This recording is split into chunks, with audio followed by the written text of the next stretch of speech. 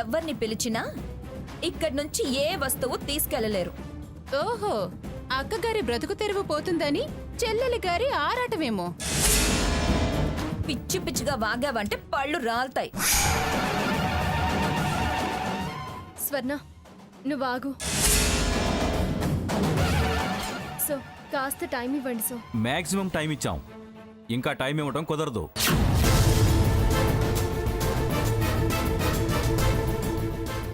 వాళ్ళ డ్యూటీ వాళ్ళని చేసుకొనివ్వండి. లేకపోతే వాళ్ళ విధులకు మీరు అడ్డుపడ్డారని మేమిద్దరమే సాక్షులుగా ఉంటాం. మీరు సాక్షులుగా ఉంటారా? అసలు మేమెవరో తెలుసా? చూడండి, అంత గొప్పవాళ్ళైతే డబ్బు కట్టండి, అంతేగాని అడ్డుపడద్దు. అడ్డుపడితే శిక్ష అనుభవించాల్సి వస్తుంది.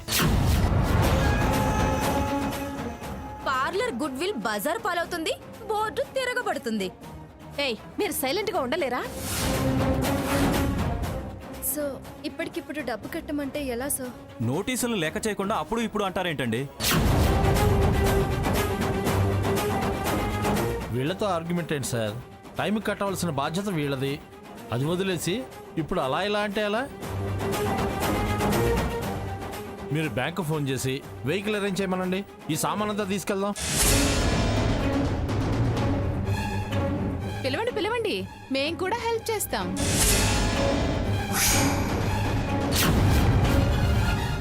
పూచిక పుల్ల కూడా కదిలించడానికి వీల్లేదు. అసలు ఎంత కట్టాలండి? 5,75,000. డబ్బు కడితే ఏమన్నా ప్రాబ్లమా? మేం వచ్చిందే డబ్బు కోసం. అయితే 1 గంట టైం ఇవ్వండి, మీ అమౌంట్ నేను పే చేస్తా. స్వర్ణ, నువ్వు ఆగక్క. ఏంటి, ఈ డబ్బు నువ్వు పే చేస్తావా? ఏ, మీరు పే చేస్తారా? మాకేం అవసరం? అయినా మీకు మాత్రం ఏం అవసరం? చెప్పానుగా, ఇది మా అక్క పనిచేసే సంస్థనే. మీరు ఇక్కడే ఉండండి సార్, నేను 1 గంటలో వస్తాను. స్వర్ణ, ఏంటి ఇది? సీత, వెళ్ళని. ప్రస్తుతం ఎలాగోలా ఈ గండం నుంచి బయటపడాలి. లేకపోతే ఈ పార్లర్ ప్రెస్టేజే పోతుంది. అది నిజంగా వెళ్ళి డబ్బు తెస్తుందా ఏంటి? దానికంత సీనే లేదు. హ, ఉందో లేదో మీరు ఇక్కడే ఉండి చూడండి. కందకు లేని దురద కత్తిపీటకు అన్నట్టుంది. అడ్డంగా తరుక్కోకపోతే దురద తగ్గదు. కత్తి పని తరిగి వదిలేయడమే. సార్, మా సిస్టర్ డబ్బుల కోసం వెళ్ళింది కదా, మీరు రండి, వచ్చేలా కూర్చోండి. టైం తీసుకొని అది వెళ్ళింది వీళ్ళని ఇలా మర్యాదలు చేసి బుట్టలో వేసుకోవడానికేమో.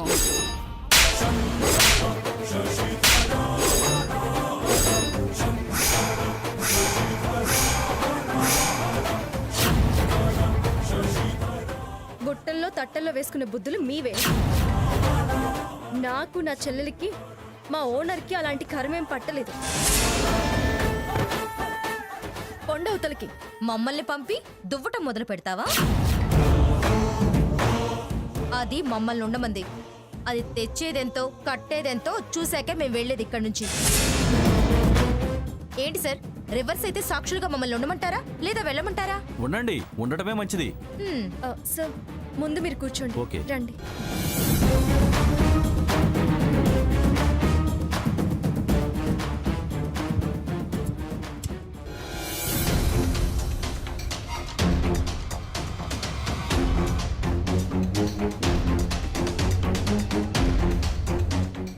ఏయ్, ఏంటి డబ్బంతా సర్దుతున్నావు? ఎవరికా డబ్బు? ఎందుకు తీసుకెళ్తున్నావు? నా తప్పు సరిదిద్దుకునే అవకాశం వచ్చింది. నా పాపం తొలగించుకునే అదృష్టం దక్కింది. ఎవరిని నేను బాధ పెట్టానో వాళ్ళని ఆదుకునే భాగ్యం దక్కింది. ఏంటి కొత్త కొత్త మాటలు మాట్లాడుతున్నావు? పాపం, పుణ్యం, అదృష్టం, భాగ్యం అంటున్నావు. డబ్బుతో పాపాన్ని కడుక్కోలేరు. చేసినవన్నీ చేసి దానం చేయగానే పుణ్యం రాదు. ముందు డబ్బు ఎందుకో, ఎవరికి ఇవ్వడానికో అది చెప్పు.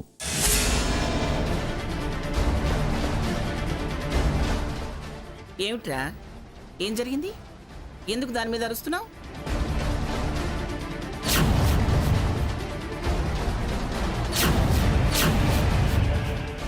ఎందుకు ఎంత డబ్బు తీసావు? ఏంటో, పాపం కడుక్కుంటుందట, పుణ్యం కట్టుకుంటుందట. నువ్వు ఆగరా. అది అడుగుతుంది, తను చెబుతుంది. పాపం ఏమిటి, పుణ్యం ఏమిటి చెప్పు. ఆ, అక్కకి ఇవ్వడానికి. ఏమిటి అక్కక? మేమన్నిసార్లు అడిగినా తీసుకుంది, నువ్విస్తే తీసుకుంటుందా? అలా చెప్తే మనం ఎవరూ వివరం అడగమని ఈవిడి గారి ఉద్దేశం.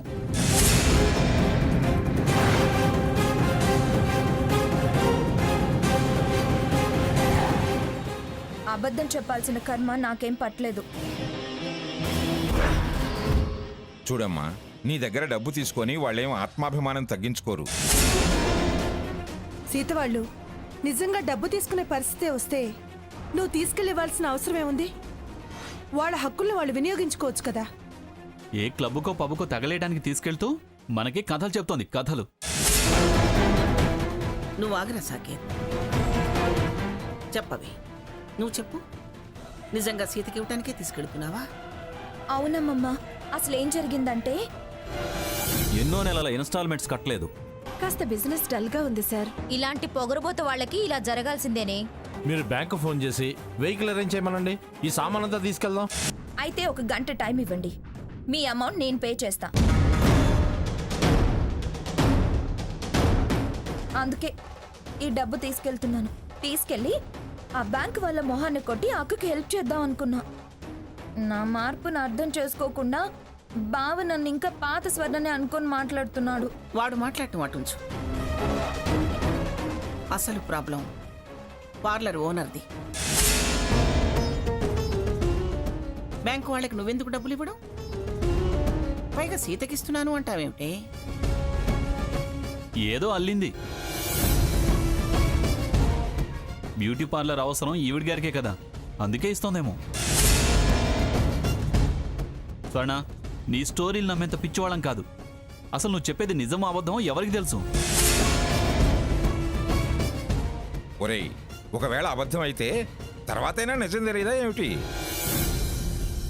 తర్వాత సంగతి తర్వాత కానీ ఆవిడకి నువ్వు డబ్బు కట్టాల్సిన అవసరం ఏమిటి? ముందు అదేమిటో చెప్పు. ఆ, అక్కకు ఇప్పుడున్న బతుకు తెరువు అదే కదా. ఆ ఆదాయం పోతే ఎలా? అందుకే అక్క కోసం ఆవిడికి సాయం చేస్తున్నా. ఆ, అక్క డైరెక్ట్ గా డబ్బులు తీసుకోదు, అందుకే ఇలా ఇండైరెక్ట్ గా హెల్ప్ చేస్తున్నా. పార్లర్ ఉంటేనేగా అక్క ఇబ్బంది లేకుండా బతకగలిగేది. స్వర్ణ చెప్పేది 100% కరెక్టే. నాకు నచ్చింది. నాకు డౌట్గానే ఉంది. ఇది ఇంత గొప్పగా ఆలోచిస్తుందా అని. మీకు అంత అనుమానంగా ఉంటే ఫోన్ చేసి కనుక్కోండి. అమ్మా, నువ్వు ఫోన్ చెయ్యి, ఎంతవరకు ఫ్యాక్టో తెలుస్తుంది. మాట్లాడవే లక్ష్మి. మాట్లాడమ్మా.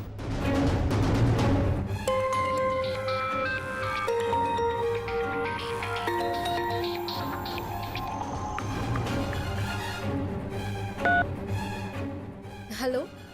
అమ్మ సీత, చెప్పండి అత్తయ్య గారు. మీ పార్లర్ ఓనర్కి ఏదో ప్రాబ్లం వచ్చిందంటగా స్వర్ణ చెప్పింది. నిజమే అత్తయ్య గారు. అయినా నేను స్వర్ణను వద్దనే అన్నాను. అయినా అది నా మాట వినకుండా డబ్బు తీసుకొచ్చి కడతానని బయలుదేరొచ్చింది. అలాగా, సరే నేను ఉంటాను. అత్తయ్య గారు, అక్కడేదైనా ప్రాబ్లమా? ప్రాబ్లం ఏం లేదమ్మా. స్వర్ణ డబ్బు తీసుకుని వస్తుంది. ఉంటాను. అలాగే. సరే తీసుకెళ్ళు. గ్రానీ, నువ్వు ఆగరా. అది సీత మేలు కోరి చేస్తుందిరా. అదన్నట్టుగా డైరెక్ట్గా వాళ్ళు ఏ సహాయం అంగీకరించరు. ఇలా అన్న చేయి, నువ్వు వెళ్ళవి. చాలా థ్యాంక్స్ అమ్మమ్మ. వస్తానత్తయ్య.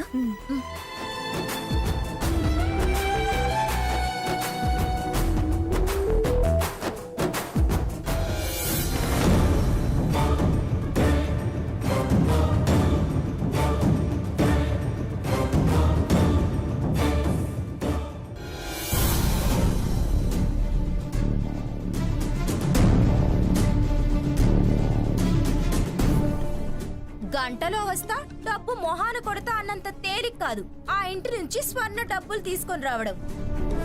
ఆశ వాసంతి ఆశ. ఇంకాసేపు గడిస్తే కాని నిజం తేలి నిరాశలో మునగరు.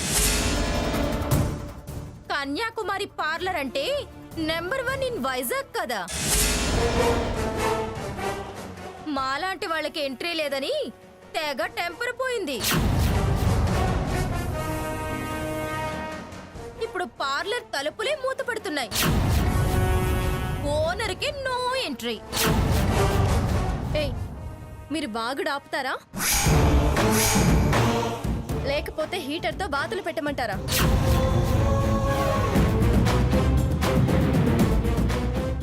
ఇప్పటిదాకా వాగారు కదా, అదిగో వచ్చింది చూడండి నా చెల్లెలు.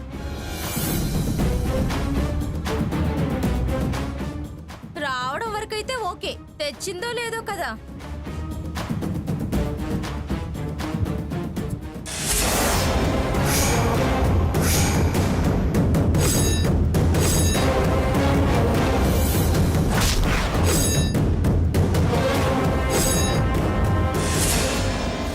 ఇదిగోండి సార్, మీకు కట్టాల్సిన డబ్బు. ఇప్పుడేమంటారే? సాక్షులుగా ఉంటామన్నారు కదా, ఉండండి. వాళ్ళు రాసిచ్చే రిసిప్ట్కి సాక్షులుగా ఉండండి. లెక్క చూసుకోండి. ఈ రోజు వరకు అంతా క్లియర్ అయినట్టు రిసిప్ట్ రాసివ్వండి. థ్యాంక్స్ స్వర్ణ, నువ్వు నా పరువు కాపాడావు. థ్యాంక్స్ దేనికండి? కాస్త వెనక ముందు మళ్ళీ మీరు తిరిగిచ్చేదే కదా. సమయానికి ఆదుకున్నందుకు.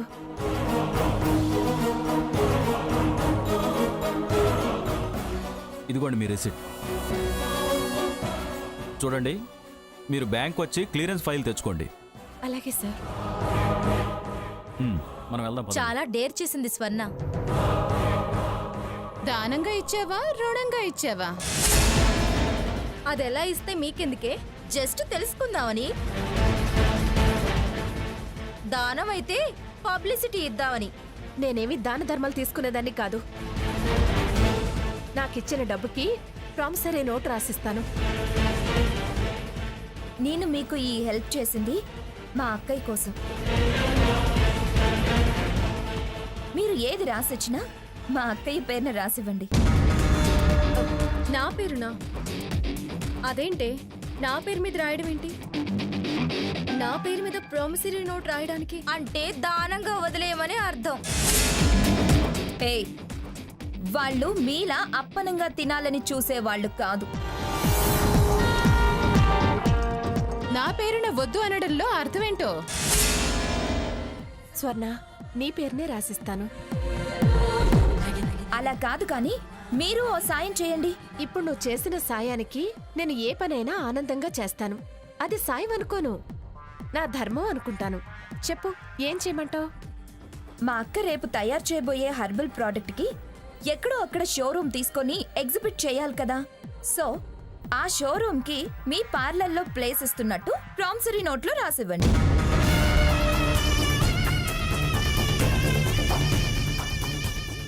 అంతేనా?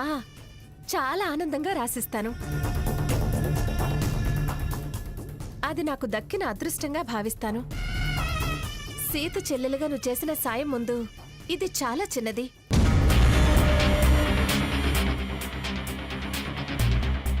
నీ పేరున ప్రామిసరీ నోట్ రాసిస్తాను. సీతకు అగ్రిమెంట్ కూడా రాసిస్తాను.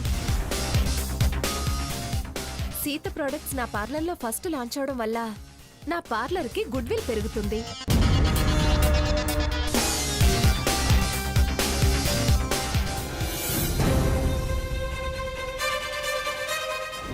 సీతగారు వద్దనుకున్న చెల్లెలే మీ ప్రోడక్ట్ కి ప్రమోటర్ అయింది. హే, వద్దనుకోవటం ఏంటే? తనెప్పుడూ కూడా నన్ను అలా అనుకోలేదు. నేనే మీ మాయ మాటల్లో పడి బ్రతుకంతా బోల్తా పడ్డాను. అయినా అక్క చెల్లెల్లో ఒకరి కోసం ఒకళ్ళు ఆరాట పడతాం. మాలో మేము కొట్టుకుంటాం, కలుసుకుంటాం. మీకేంటే? రక్త సంబంధాలంటే అవే.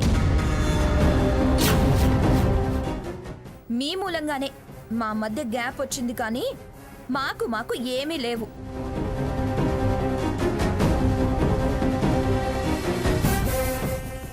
మీవెప్పటికీ ఒక్కటే, దానికి ఇదే సాక్ష్యం.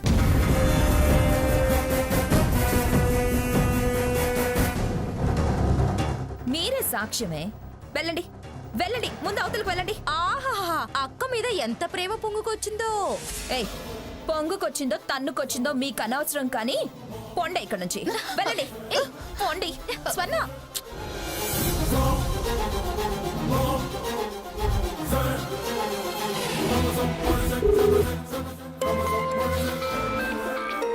అమ్మమ్మ గారు ఫోన్ చేస్తున్నారు. అమ్మమ్మ గారు సీత స్వర్ణం డబ్బు తీసుకుని వచ్చిందా? వచ్చింది అమ్మమ్మ గారు. అది చాలా మారిపోయింది. ఇప్పటిదాకా అరోరా వాసంతిలతో ఒకటే గొడవ. నా తరఫున నిలబడింది.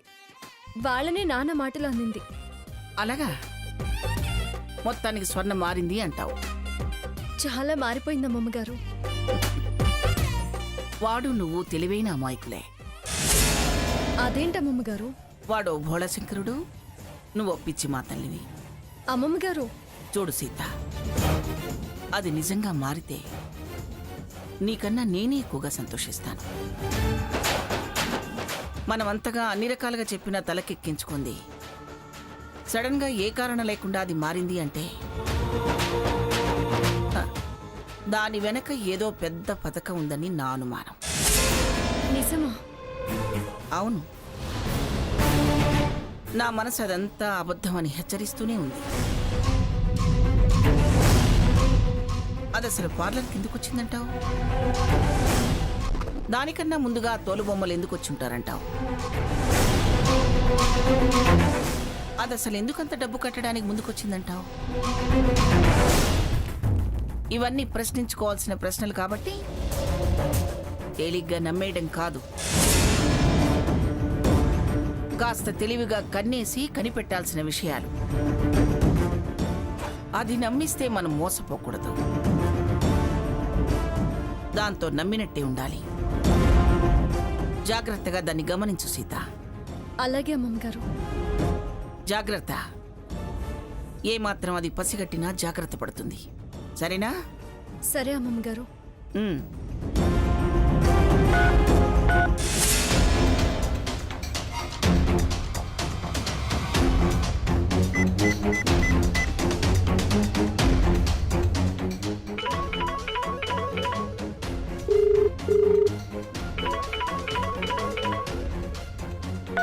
హలో. అవును, అనుకున్నది అనుకున్నట్టుగా జరిగింది. పథకం ఫలించింది. ఆ కుమారి, ఈ సీతామహాలక్ష్మి ఇద్దరూ నాకు అనుకూలంగా దొరికినట్టే. ఎవరితో మాట? అక్క లోపలే ఉంది.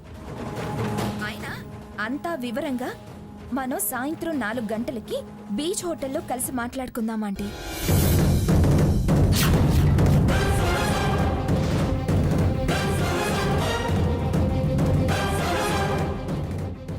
స్వర్ణ, అక్క, గేట్ బయట దాకా తన్ని తరిమేశానక్క ఆ రాక్షసుల్ని. ఓ మంచి పని చేసావే. అవును, అసలు నువ్వు ఈ పార్లర్కి ఎందుకు వచ్చావే? ఏం లేదక్క, ఇట్నుంచే వెళ్తుంటే నిన్ను చూద్దామని వచ్చాను. నీకు నన్ను చూడాలని అనిపించడం నా బతుకు నిలబెట్టిందే. చాలా థ్యాంక్స్ స్వర్ణ. మనలో మనకి థ్యాంక్స్ ఏంటక్క, వస్తాను. ఒక్క నిమిషం ఆగు స్వర్ణ. అగ్రిమెంటు ప్రామిసరీ నోటు సీతతో పంపిస్తాను. నేను అడిగానా? నువ్వు చాలా మారిపోయావు స్వర్ణ. అవును మేడం, స్వర్ణ స్వర్ణే, బంగారం. కాకపోతే కాస్త ఎక్కువ రాగి కలిసి దాని విలువను అదే తగ్గించుకుంది. లేకపోతే అది మేలిమి బంగారం. వస్తానక్క. సరే, మంచిది. వీలైతే సాయంత్రం వచ్చి అమ్మమ్మ గారిని నిన్ను కలుస్తానులే. సరే, బాయ్ అక్క. బాయ్.